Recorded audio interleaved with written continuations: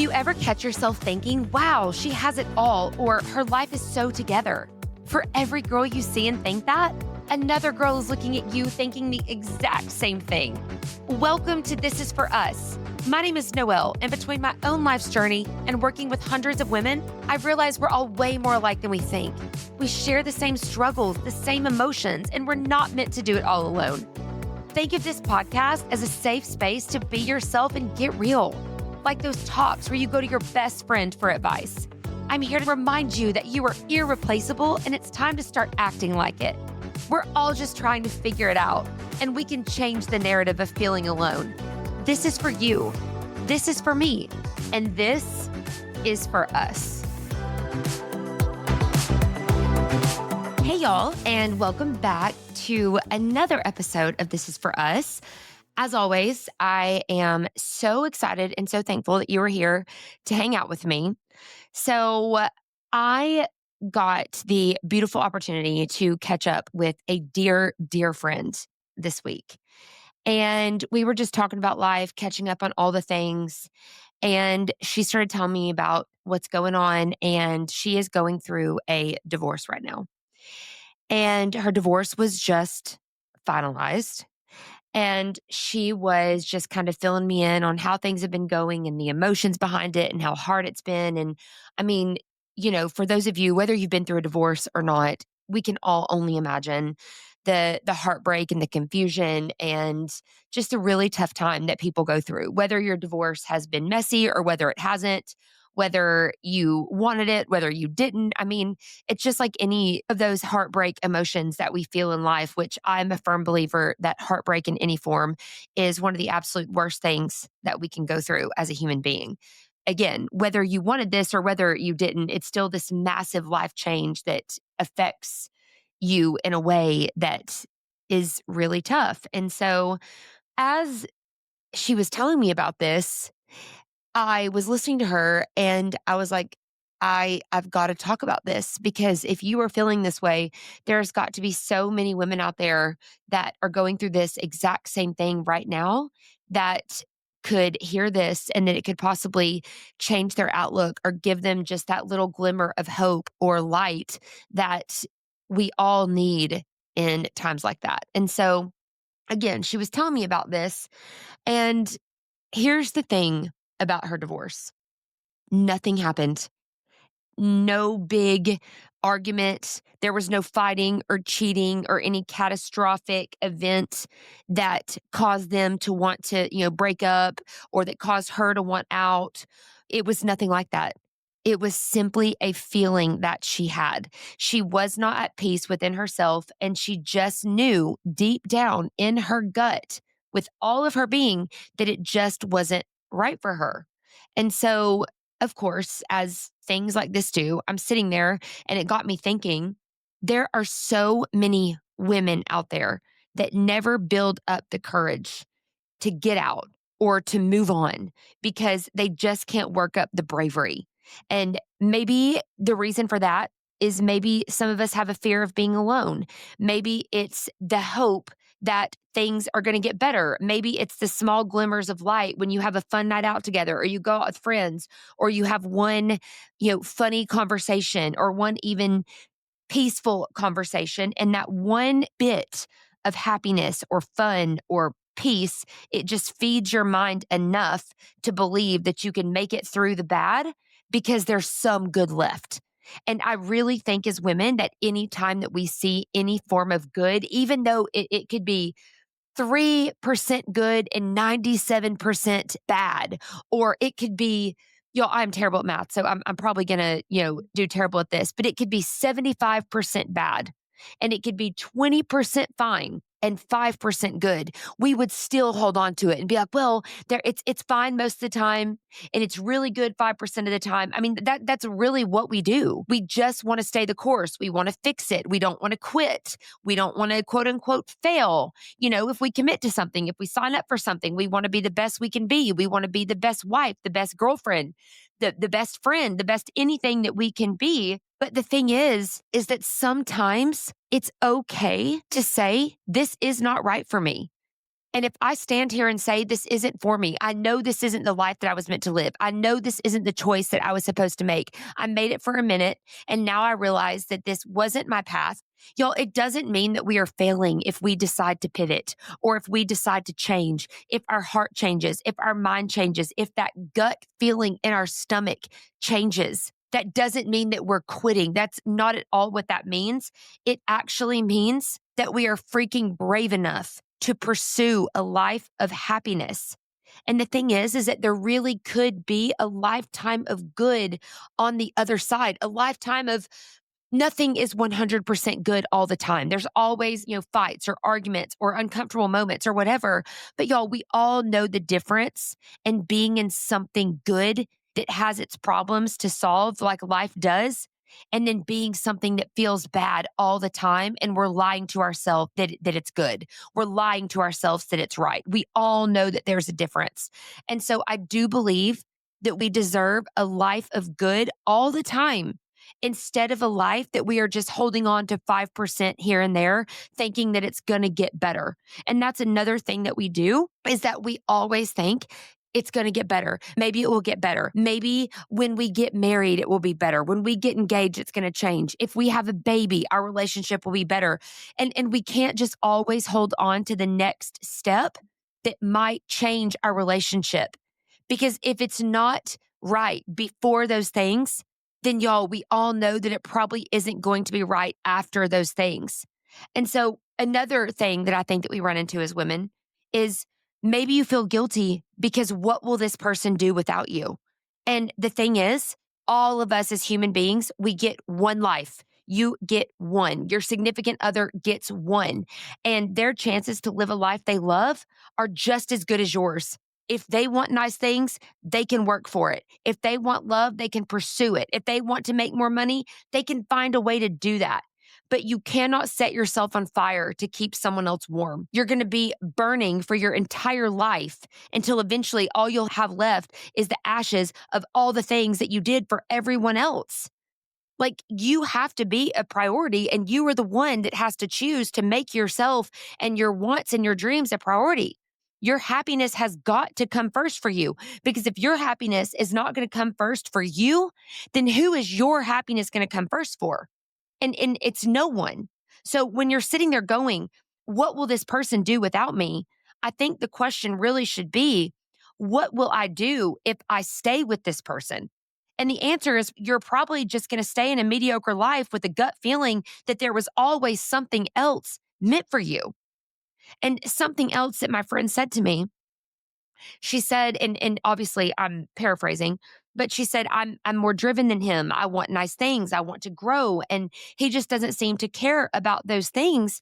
But then I feel guilty because he will never have the lifestyle I have or the nice things I have without me. And it makes me wonder if I should hold back on the things I want out of guilt. And the example that she gave me was like the apartment that I'm going to be getting now that we're divorced. She said, if I get this nice, beautiful, energetically aligned space that I just love, when he sees where I've moved to, when he sees where I live, what if I make him feel bad? And because, he may not be able to afford something like that without her, which, props to her. How incredible. But anyway, that's beside the point. And in response to that, I said to her, but the thing is, you have worked your ass off to afford that space. You have worked your ass off to become the person that deserves to live in that space that you love and that you dream of. So I don't know all the answers, but one answer I know is that you cannot make yourself smaller to make someone else more comfortable. And y'all, that is a power statement to all of us in everything in this life, to anyone.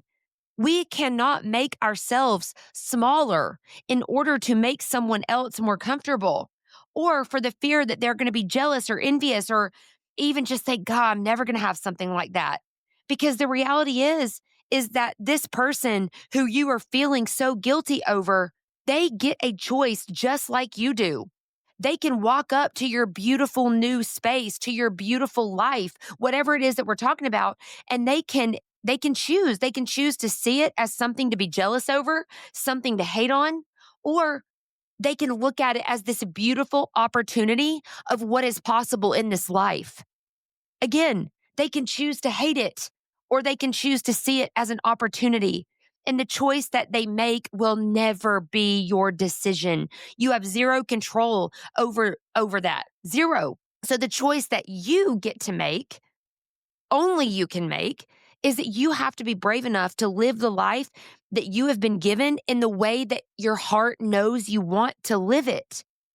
And y'all, I just think to have the bravery to make a change in your life for no other reason than you know in your heart that it's not right, y'all, that is truly incredible. Like it is truly something to be brave enough to make a choice for zero other reason than your heart knows that the situation that you're in isn't right. And it could be anything. I'm not just talking about a marriage or a relationship. It could be a job, it could be a friendship, it could be any situation in your life. So, an example for myself, and I've told y'all this story before, but back in the day when I worked in Nashville, I knew it was wrong. And some people would have thought that this was just the most incredible, glamorous job. But in my heart, I knew it was wrong and I was miserable. And when I walked in the doors and just quit that day, I had no clue what I was going to do. I felt so guilty because I had stopped following my dad's advice, which my dad has always told me, don't leave a job until you have another one, or it's a hell of a lot easier to find a job when you have one. And although my dad's advice means the world to me and I take it as the Bible, that certain situation, I did not listen. I knew I was miserable. My stomach hurt every day. I just knew something wasn't right and I couldn't do it anymore. And I just walked in and I left the job. I quit for zero other reason than I hated it and I knew it wasn't right for me. And it was scary as hell, miserable at times. And I went through so much. I have gone through so much to get to where I am now. And let's be honest, I'm still going through things. And there are tons of scary moments in my life. There were tons when I left that job and started trying to pursue a different life. But y'all, years later, there still are. There are still to this day moments where I'm like, did I choose the right path? Like, what would my life have looked like if I didn't follow that? And in looking back on my life, there are some moments that I'm like, God, I can't even imagine what I would have missed out on. Like, how incredible is my life right now? How blessed am I that I did make that scary as hell leap of faith? It's amazing. But then there are times whenever things are messy or hard right now that I'm like, what if I wouldn't have done this? What if I would have chosen a different path? I mean, y'all, that is just life. There are going to be messy and hard moments no matter what we choose or what we do. So you might as well pursue to get out of what you know isn't aligned with you right now, what you know doesn't feel right in your stomach. And the thing for me is that I knew the right decision was to leave that job all those years ago. Scared or not, I knew that I had to do that because I was miserable. And I say all of this to say, just because you question yourself and your choices, that doesn't mean that you made a mistake. Of course, you will question things sometimes. In fact, you're probably going to question everything. But again, it's life and it's messy and it's scary and it is confusing. And you're definitely going to stand and wonder if you should have stayed in a thing that was making you miserable when this brave new decision you've made isn't working out in the beginning, or when it's hard and you thought that you were making a change in order to be happier and more at peace. But right now you're not. Right now you almost feel worse because you're in this weird, uncomfortable spot. You're a beginner again. But the thing is that that's when you have to stick it out. You have to be willing to get to the other side of uncomfort. You have to be willing to push yourself into the new version of you that lives this new life that you know is more aligned with you, that is more for you, because that's why you're doing this. You're doing this to be brave for yourself and to find peace, to find a better life. And so if you quit the job you hate and you're standing there with no money coming in, obviously you're going to question the decision because this surely doesn't feel better right now. Or if you quit the job you hate and you walk into a new one and no one speaks to you on the first day, you're going to stand there and wonder, oh my God, did I mess up by doing this? At least I had friends at my other job, or at least I knew what I was doing. So did I mess up by making this decision? Or if you get brave enough to open a business and your first month goes by and you make zero money or you go into the negative, then there's probably going to be people around you telling you to go back to your real job because you can't sustain life like this. But the thing is that you have to stay the course. You have to follow your heart and you have to believe that the rewards are going to come after the hardship. The rainbow comes after the rain. The arrow has to be pulled backwards in order to shoot forwards. Like all of those things might sound silly, but all of it is absolutely true. All of it is just an uncomfortable place of change. And that, y'all, that is the most miserable and scariest place, actually. I truly to God believe that when you have been comfortable in something, when you have felt like an expert in something, whether it's your job that you even don't like, whether it's your marriage, your relationship, a friendship, you've become an expert in that because you've been doing it for a long time and it's what you know, it feels comfortable. So when you leave that life, when you leave that piece of yourself and you become a beginner again in whatever it is, and you have no clue what you're doing, or if you're on the right path, or if you're just completely lost. But the thing is that that is okay. There are probably 1 million women around you who are going through this right now, and you have no freaking clue because all of us hide it so well. But my challenge to you is to look at how amazing and freaking brave it is that you had the courage to make a change for the betterment of yourself.